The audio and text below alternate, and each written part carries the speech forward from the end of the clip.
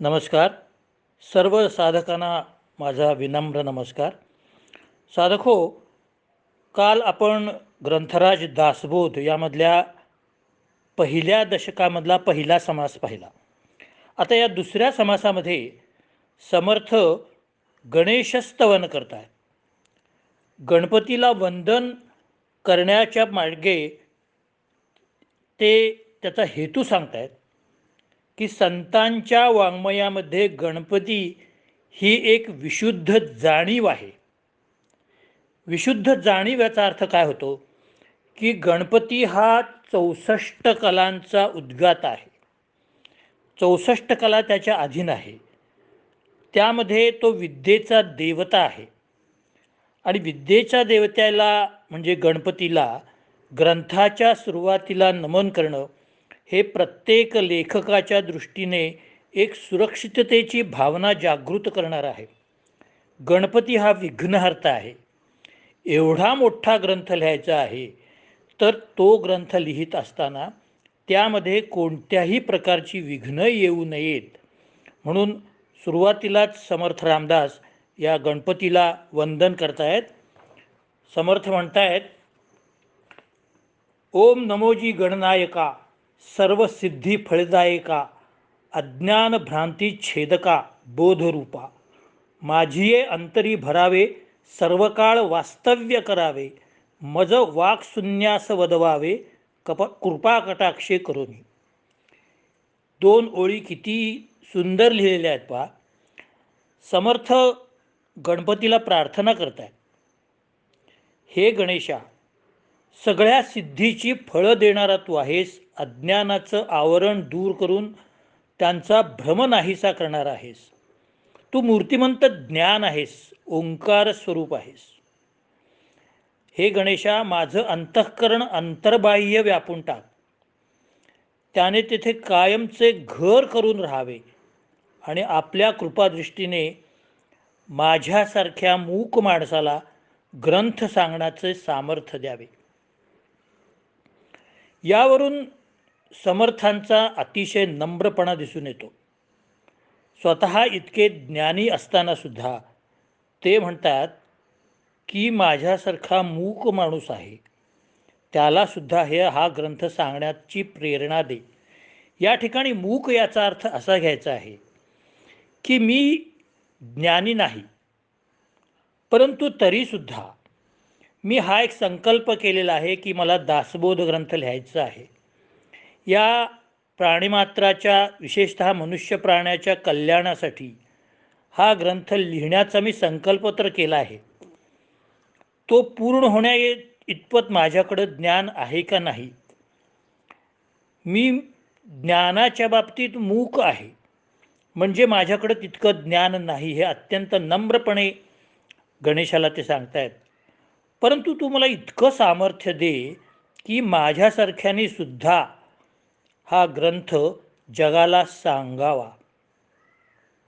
पुढं गणपतीचं ते वर्णन करतायत, वंदुनिया मंगळनिधी, कार्यकर्ता सर्वसिद्धी, आघात अडथळे उपाधी बांधू सकेना, जयाचे आठविता ध्यान, वाटे परमसमाधान, नेत्री रेघोनिया मन, पांगुळे सर्वांगी, सगुण रूपाची ठेव, महालावण्य लाघव, नृत्यकरिता सकळ देव तटस्थ होती, सर्व काळ मदोन्मत्त, सदा आनंदे डुलत, हरुषे निर्भर उद्दित, सुप्रसन्न वदनू.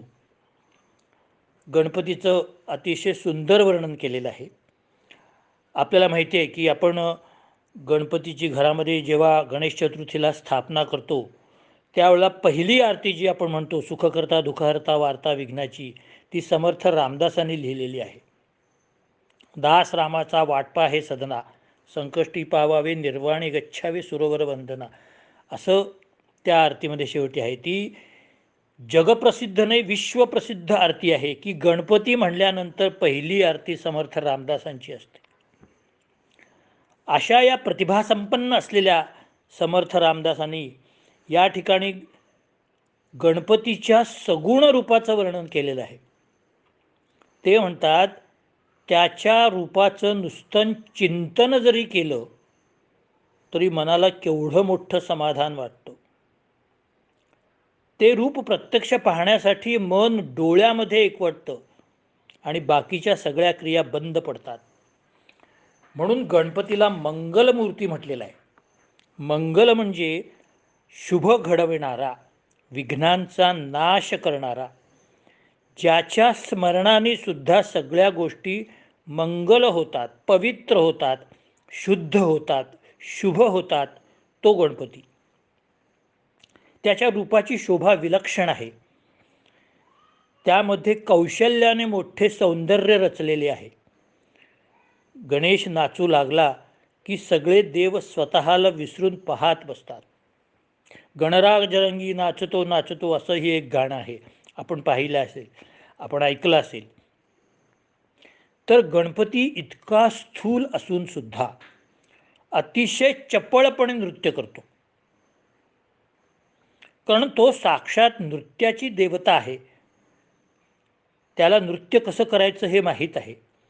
64 कला त्याच्यामध्ये भरून राहिलेल्या आहेत. कोणत्याही कलेची साधना करायची असेल तर गणपतीच्या प्रार्थनेशिवाय पर्याय नाही, हे समर्थ जाणून आहेत. म्हणून गणपतीला ते पहिल्यांदा नमन करत आहेत, त्याचं स्तवन करत आहेत, त्याच्या सगुण रूपाचं ते वर्णन करत आहेत. पुढं ते म्हणतात,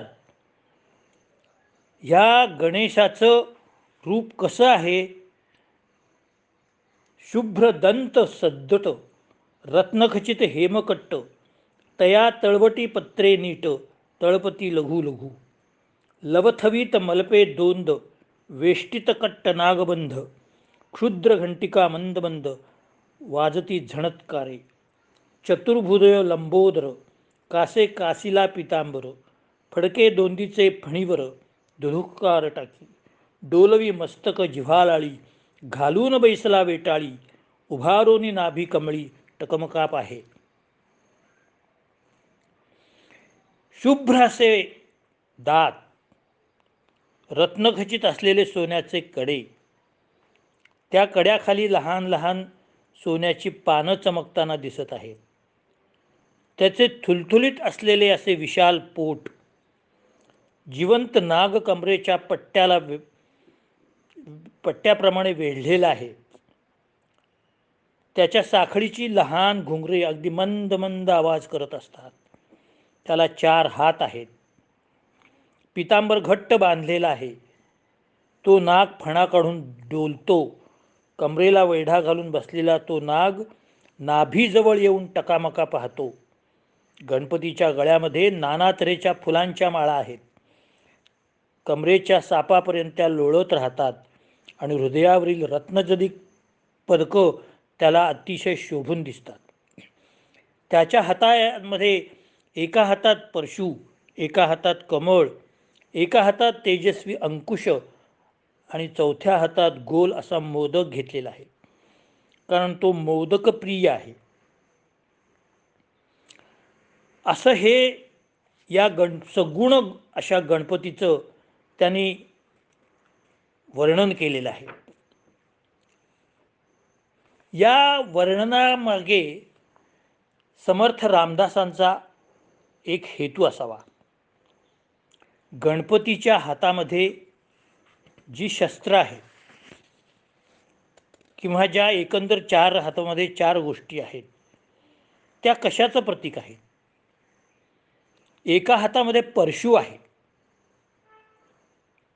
तो परशु असं सांगत असेल की तुम्ही माझ्या सगुण रूपाची भक्ती करा, परंतु जो भारतीय संस्कृतीच्या हानी करण्यासाठी आड येईल त्याच्यासाठी या परशुचा उपयोग करण्यासाठी सुद्धा मागं पुढं पाहू नका.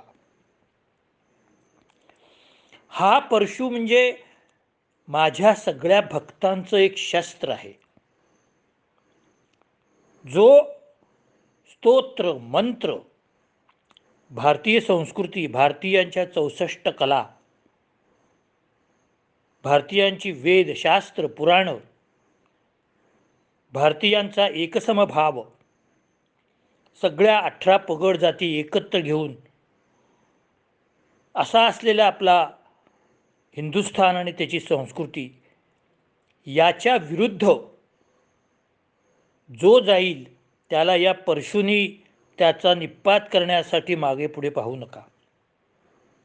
दुसऱ्या हातामध्ये त्यांनी कमळ घेतलेलं आहे. या कमळाचा अर्थ असा असावा की कमळाप्रमाणे कोमल तुमचं हृदय असलं पाहिजे. कमळ ज्याप्रमाणे सूर्योदय झाल्यानंतर उजळतं, उमलतं, त्याप्रमाणे उगवत्या सूर्याला तुम्ही सुद्धा अर्घ्य द्या. उगवत्या सूर्याला नमन करा. सूर्योदयाच्या वेळी सूर्याची प्रार्थना करा. कमळ हे वनस्पतीमध्ये रमणीय मानलं जातं. त्या सगळ्या वनस्पतींची लागवड करा. पर्यावरणाचा समतोल साधा. झाडं लावा आणि सगळी झाडं जणू काही कमळासारखी फुलली पाहिजेत. कमळाला निसर्गदत्त सौंदर्य आहे, पण प्रत्येक झाडाला सुद्धा वेगळ्या वेगळ्या प्रकारचं सौंदर्य या विश्वकर्म्याने दिलेलं आहे, हे आपल्याला विसरून चालणार नाही. कोणत्याही दोन फुलांची तुलना आपण करू शकत नाही. मग ते जाईचं फूल असेल, गुलाबाचं फूल असेल, जास्वंदीचं फूल असेल, कमळाचं फूल असेल, प्रत्येक मोगऱ्याचं फूल असेल, प्रत्येक फुलाला एक वेगळ्या प्रकारचं वैशिष्ट्य या विश्वकर्म्याने दिलेलं आहे. कुठल्याही फळाला किंवा फुलाला तुच्छ समजू नका किंवा लहान समजू नका. सगळ्या प्रकारची फुलं झाडं लावा. असं तर या कमळातून भगवंताला अर्थात गणपतीला संदेश द्यायचा नसेल. तिसऱ्या हातात तेजस्वी अंकुश घेतलेला आहे. हा तेजस्वी अंकुश काय सांगतो आहे की तुम्ही आपल्या मनावरती अंकुश ठेवा. कोणत्याही मोहामध्ये गुंतून राहू नका. कोणत्याही एखाद्या गोष्टीच्या मागे लागून त्यामध्ये स्पर्धा करून समाजामध्ये विद्वेष वाढवू नका. लोभापायी, क्रोधापायी, मोहापायी ह्या षड्रिपूंचा जर तुमच्यामध्ये उद्रेक होत असेल, तमोगुणाचा उद्रेक होत असेल, तर त्यावेळी वेळीच अंकुश घाला. मनाकडून त्याचं नियमन करा, त्या गुणांचं संतुलन करा, तर तुम्ही सुखी व्हाल. एखाद्या गोष्टीला आताच्या भाषेत जे ओव्हर रिॲक्ट होणं म्हणतात, ते झाल्यामुळं आज आपण पाहतो आहोत की माणसाच्या हृदयावरती ताण पडतो, शुगर वाढते, BP वाढतो, सगळ्या गोष्टी नको त्या वाढतात. खाण्यावरती कंट्रोल नसेल तर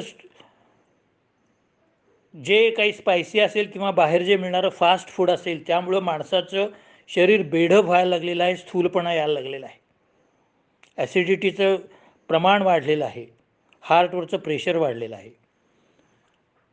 त्यानंतर विनाकारण मानसिक ताण घेतल्यामुळं, अत्यंत लोभापायी किंवा अतिमहत्त्वाकांक्षेमुळं मनुष्याचा मनावरचा ताण वाढलेला आहे. या सगळ्या गोष्टीला अंकुश लावा असं गणपतीला सांगायचं असावं. आणि चौथ्या हातात त्यांनी गोल मोदक घेतलेला आहे. गोल मोदक हा एक आताच्या भाषेमध्ये कॅप्सूलसारखा आहे. वरून त्याला तांदळाच्या त्या पदार्थाचा एक कव्हरिंग आहे आणि आतल्या बाजूला सारण आहे. आपल्या मनामधल्या ज्या काही चांगल्या गोष्टी आहेत त्या ह्या श्वेत जे वरती जो पदर आहे त्यामध्ये साठवून ठेवा आणि योग्य वेळेला त्या लोकांसमोर उघडवून दाखवा.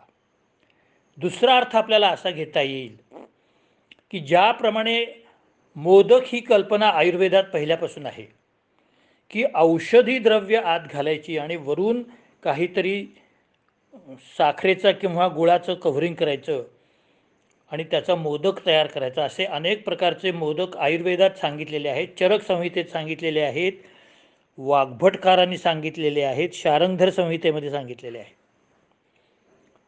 शुगर कोटेड आज ज्याला आपण म्हणतो, ती औषधं आयुर्वेदाला नवीन नाहीत. म्हणजे त्याची चव तरी चांगली असायला पाहिजे, परंतु त्याचा परिणामही चांगला झाला पाहिजे. अशा पद्धतीचं तुम्ही लोकांशी बोला, गोड बोला, पण त्यांना काहीतरी त्यातून संदेश मिळवून द्यायचा प्रयत्न करा. कटू बोलण्यामुळे काय होईल? राखावी बहुतांची अंतरे, असं समर्थानेच पुढे सांगितलेलं आहे. अनेक लोकांची संबंध तुमचा वाढला पाहिजे, लोकसंग्रह वाढला पाहिजे. कोणता मनुष्य तुम्हाला कोणत्या वेळेला कामाला येईल सांगता येत नाही. म्हणून कुणाशीही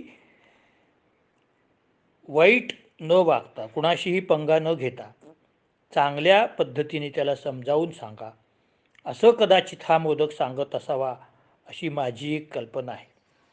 म्हणून या सगळ्या गोष्टींचं समर्थाने वर्णन केलेलं आहे. याशिवाय त्याच्या अलंकाराचं वर्णन का केलेलं आहे? हे जे अलंकार आहेत हे गणपतीचं केवळ वैभव दाखवतात असं नाही आहे. हे गणपतीचं बाह्यतः सगुण रूपामध्ये एक मूर्ती म्हणून वैभव दाखवतात, हे ठीक आहे. परंतु हे वैभव म्हणजे श्री आहे, हे वैभव म्हणजे शुभ आहे. सुवर्ण हे आपल्या संस्कृतीमध्ये शुभ समजलं जातं आणि या सुवर्णाचं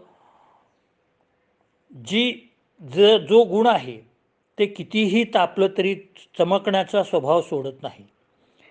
त्याप्रमाणे हे जे सोन्याचे दागिने आहेत तसे तुम्ही राहा. तावून सुलाखून नघा, परिस्थितीमुळे तुम्ही कष्टप्रद असं आयुष्य जगाल, परंतु नंतर तुमच्या आयुष्याचं सोनंच होईल. गणपतीने दागिने घातलेले आहेत. अनेक प्रकारचे लोक दागिने गणपतीला हौसेने घालतात. गणपती आले की त्यांना किती सजवू आणि किती नको असं लोकांना होतं. गणपती तर आबाल वृद्ध सगळ्यांनाच आवडतो. परंतु त्याच्यावरचा अलंकार जे आहेत त्याच्यावरचे, तसे विष्णूसुद्धा अलंकार प्रिय आहेत. अलंकार प्रियो विष्णू, नमस्कार प्रिय भानू, तैलधार प्रिय शिव, ब्राह्मणम भोजनम प्रिय, असं सांगितलेलं आहे. तर ज्याप्रमाणे विष्णू अलंकार प्रिय आहेत, शिव म्हणजे महादेवांना तैलधार, तेलाची धार प्रिय आहे, सूर्याला नमस्कार प्रिय आहे आणि अनेक लोकांना श्रेष्ठ विद्वान प्रिय आहे. भोजन हा प्रिय, असा त्याचा अर्थ घ्यायचा. भोजन प्रिय असं घ्यायचं नाही आहे, जे जेवणाला प्रिय आहेत असं घ्यायचं नाही आहे. तर अशा रीतीने या दागिन्यांचा अर्थ काय घ्यायचा आहे की सोन्यासारखी तुमची चमक असली पाहिजे. कितीही ते घडवत असताना तुम्हाला अनंत प्रकारच्या वेदना होतील, तुम्हाला पोळलं जाईल, तुमचा आकार बनवताना तुम्हाला ठोकलं जाईल, परंतु एकदा तुम्ही आकार बनवून एखाद्या परमेश्वराच्या गळ्यात, हातात, पायात, कमरेत जिथं आभूषित व्हाल आणि त्यावेळेला तुम्हाला जो आनंद मिळेल, जो एक परमानंद मिळेल, त्याला तोड नाही. ज्या ठिकाणी तो गणेश असणार आहे त्या ठिकाणी तुम्ही सुद्धा त्याच्यासोबत असणार आहात, त्याच्या बरोबरीने तुमची आरती होईल. इतके तुम्ही महान व्हा, असं या अलंकार रूपातून कदाचित समर्थ रामदासांना सांगायचं असेल. आणि 28व्या ओळीमध्ये ते सांगतात, ते मूर्ख अवलक्षण जे का हीनाहुनी हीन, तेची दक्ष प्रवीण सर्व विषयी. ऐसा जो परम समर्थ, पूर्ण करी मनोरथ, सप्रचित्त भजन स्वार्थ, कल्लव चंडी विनायक. ऐसा गणेश मंगळमूर्ती, तो म्यास्त विला यथामती, वांछा धुरण चित्ती परमार्थाची. समर्थ म्हणतायत,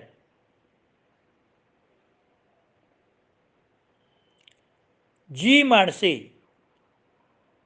अवलक्षणे आणि मूर्ख अशी असतात किंवा जी हीन दर्जाची असतात, ती सुद्धा गणपतीच्या चिंतनाने बुद्धिमान होतात. एवढं गणपतीचं चिंतन हे सामर्थ्य संपन्न आहे, असं रामदासांना सांगायचं आहे. नराचा नारायण होतो, वाल्याचा वाल्मिकी होऊ शकतो. नारदांच्या एका उपदेशाने हजारो लोकांना मारणारा वाल्या कोळी हा वाल्मिकी ऋषी झालेला आहे. म्हणजे कुठल्या तरी एका परिसाचा स्पर्श आपल्याला व्हावा लागतो, आपल्यावरती संस्कारित व्हावा लागतो, आणि मग आपण कितीही मूर्ख असलो, अवलक्षणी असलो, बुद्धिहीन असलो तरीसुद्धा आपण पारंगत होऊ शकतो.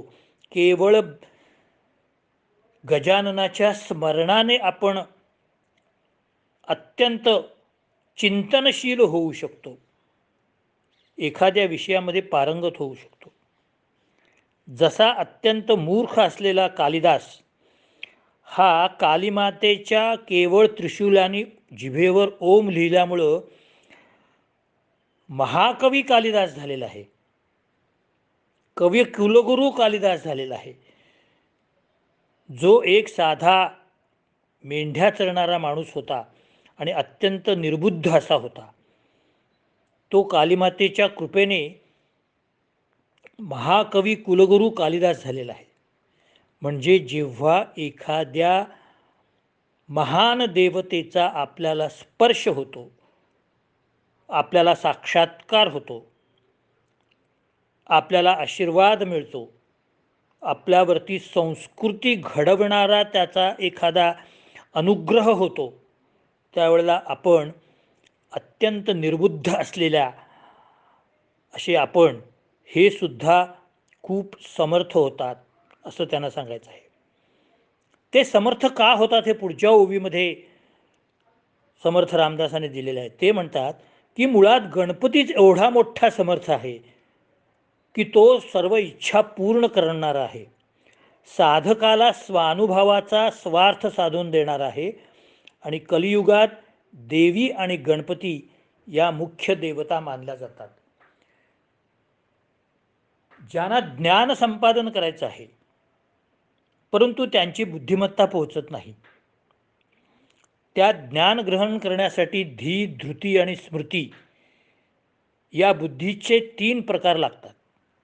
धी म्हणजे धारणाशक्ती, धी म्हणजे ग्रहणशक्ती, धी म्हणजे ग्रहणशक्ती, आपण घेतलेलं ज्ञान ग्रहण करणे. त्यानंतर धृती म्हणजे धारणाशक्ती, घेतलेलं ज्ञान धरून ठेवणे. आणि स्मृती म्हणजे आपल्याला जेव्हा पाहिजे तेव्हा त्या ज्ञानाचा उपयोग करता येणं. असे हे धी, धृती आणि स्मृती आहेत. पण मुळात जर बुद्धीच नसेल, इंटलेक्ट नसेल, पोटेन्शियल इंटलेक्ट ज्याला आजच्या भाषेमध्ये म्हणतात ते नसेल, तर अशा वेळेला त्या माणसाने जर गणपतीचं स्तवन केलं, गणपतीची भक्ती केली, तर साधकाला समर्थ असलेला तो गणपती त्याचा स्वानुभवाचा स्वार्थ साधून देणार आहे. म्हणजे त्या मूर्ख माणसाला जे काही हवं आहे त्याच्या मनामध्ये फक्त इच्छा पाहिजे की माझ्यामध्ये बुद्धिमत्ता नाही बाबा, तरीसुद्धा मला ज्ञान पाहिजे. अशा वेळेला गणपती तुझा स्वार्थ पूर्ण करेल असं समर्थ रामदासांना म्हणायचं आहे. आणि म्हणून शेवटी ते म्हणतात की मनामध्ये परमार्थाची इच्छा धरून मी माझ्या बुद्धीप्रमाणे मंगलमूर्तीची स्तुती केलेली आहे. या मंगलमूर्तीच्या स्तुतीनंतर 3ऱ्या समासामध्ये समर्थ शारदेचं स्तवन करत आहेत. शारदा म्हणजे सरस्वती, सरस्वती ही ज्ञानरूप आहे. शारदेचं सामर्थ्य वाणीची देवता असल्यामुळं, वाग्देवता असल्यामुळं, वक्तृत्वाची देवता असल्यामुळं, शब्दांची देवता असल्यामुळं, व्याकरणाची देवता असल्यामुळं, शब्दनियोजनाचं सौंदर्याची देवता असल्यामुळं, अनंत सामर्थ्य संपन्न असलेल्यामुळं, ईश्वराची अर्धांगिनी असल्यामुळं, वेदांची आई असल्यामुळं, नादाचे जन्मस्थान असल्यामुळं, वाणीची स्वामिनी असल्यामुळं त्या शारदेला मी नमस्कार करतो असं सांगतायत. जय शारदे वागेश्वरी विधिकन्यके विद्याधरी असं शांतताई शेळके सरस्वतीचं वर्णन करतायत. तर ही सरस्वती जी आहे, आता गणपतीची उपासना केली झालं, आता कशाला दुसऱ्या देवतेची उपासना करायला पाहिजे असं समर्थाने मनात आणलेलं नाही. गणेशाबरोबर त्यांनी सरस्वतीचंही स्तवन केलेलं आहे आणि याची कारणं पुन्हा वेगळेली आहे. ही जी सरस्वती आहे, ही सरस्वती वाणीची देवता आहे. ती स्वतः स्वरूपे अत्यंत सुंदर आहे. ती नादब्रह्माची देवता आहे. म्हणजे समर्थाने विचार काय केलेला आहे की जेव्हा हा दासबोध मी लिहीन, दासबोधाची मी रचना करीन, तेव्हा माझे शब्द हे सौंदर्याने नटलेले असले पाहिजेत. ते वाचताना साधकाला एक उच्च कोटीचा आनंद मिळाला पाहिजे. त्यामध्ये सरस्वतीचं अधिष्ठान असलं पाहिजे. कारण मी हा दासबोध जो आहे, ह्या ओव्या मी सांगणार आहे आणि माझा शिष्य ते लिहून घेणार आहे. आणि जेव्हा मी सांगणार आहे तेव्हा माझी वाणी अत्यंत सुंदर असली पाहिजे. आणि ही वाणी सुंदर होण्यासाठी मला सरस्वतीचं ध्यान करणं आवश्यक आहे. वाणी म्हणजे नुसते शब्द नाहीत, वाणी म्हणजे नुसती वाक्य नाहीत, वाणी म्हणजे नुसते अलंकार नाहीत. तर वाणी म्हणजे तुम्हाला ज्या विषयाचं वर्णन करायचं आहे, तुमच्या ग्रंथनिर्मितीचा जो उद्देश आहे, तो उद्देश सफल करण्यासाठी त्यामध्ये अलंकारयुक्त शब्दांची मालिका असली पाहिजे. व्याकरण दृष्टीने ते शब्द अत्युत्तम असले पाहिजेत. त्या शब्दांमधला आशय हा वाचकांच्या मनाच्या खोलवर कुठंतरी जाऊन बसला पाहिजे. कारण संत जे वाङ्मय लिहितात, अभंग लिहिले असतील, ज्ञानेश्वरी लिहिले असतील, तुकाराम महाराजांनी गाथा लिहिली असतील, एकनाथ महाराजांनी भारुड लिहिले असतील, नामदेवाने अभंग लिहिले असतील, समर्थाने मनाचे श्लोक लिहिले, दासबोध लिहिला, मनोबोध लिहिला, हे त्यांनी कशासाठी लिहिलं आणि कुणासाठी लिहिलं, हे दोन प्रश्न आहेत. त्यांना पब्लिसिटी पाहिजे होती का? त्यांना काय सरकारी पुरस्कार पाहिजे होता का? त्यांना साहित्य अकादमी पुरस्कार पाहिजे होता का? त्यांना पद्मविभूषण, पद्मभूषण, भारतरत्न असलं काय पाहिजे होतं का? काहीही नको होतं. संतांची संगती मनोमार्गगती, आकळावापत्ती तेणे पंथी, ज्ञानेश्वर माऊली हरिपाठामध्ये म्हणतात. ह्या शब्दांद्वारे त्यांना लोकजागृती करायची आहे. मग हा ग्रंथ त्यांनी लिहिला कोणासाठी? लोकांसाठी लिहिला. मग आता लोकांसाठी लिहित असताना तो लोकाभिमुख होण्यासाठी त्यातले शब्द हे प्रचलित असले पाहिजेत. त्याचा अर्थ हा लोकांना गम्य असला पाहिजे. प्रत्येक ओवीचा अर्थ वाचता क्षणी वाचकाच्या आणि साधकाच्या मनामध्ये रुजला पाहिजे, तर त्या ग्रंथाचं सार्थक होणार आहे. एखाद्या पुस्तकाचं स्वागत जर वाचकांकडून झालं नाही तर अपरिमित हानी होते. एक म्हणजे खर्च वाया जातो लौकिकदृष्ट्या, आणि दुसरं म्हणजे लेखकाच्या मनावर त्याचा फार एक औदासीन्य निर्माण होतं. मी एवढं लिहिलं पण वाचकांनी त्याचं स्वागत केलं नाही. अरे पण का केलं नाही? तुझ्या भावना, तुझा उद्देश हा वाचकांपर्यंत पोहोचण्यात तू किती यशस्वी झालास? समर्थानं या ठिकाणी शारदेला हेच सांगायचं, हेच विनंती करायची आहे. ते म्हणतात, शारदा तिच्या सूक्ष्म रूपाने वैखरीने अपार शब्द बोलले जातात आणि तीव्र शब्दांचे अंतरंग ती अर्थ स्पष्ट करून दाखवते. म्हणजे अनेक शब्द हे जरी सेल्फ एक्सप्लेनेटरी असले, म्हणजे प्रातिपादिक अर्थ सांगणारे असले, तरीसुद्धा त्या अक्षरांची जुळवाजुळव जर आपल्याला संभ्रमात टाकत असेल, तर त्या ठिकाणी ही शारदा सरस्वती देवता धावून येते आणि त्या अर्थांचा उलगडा करून दाखवते, आणि तेव्हा साधकाला त्या ओवीचा अर्थ समजतो, असं समर्थ रामदासांना या ठिकाणी म्हणायचं आहे.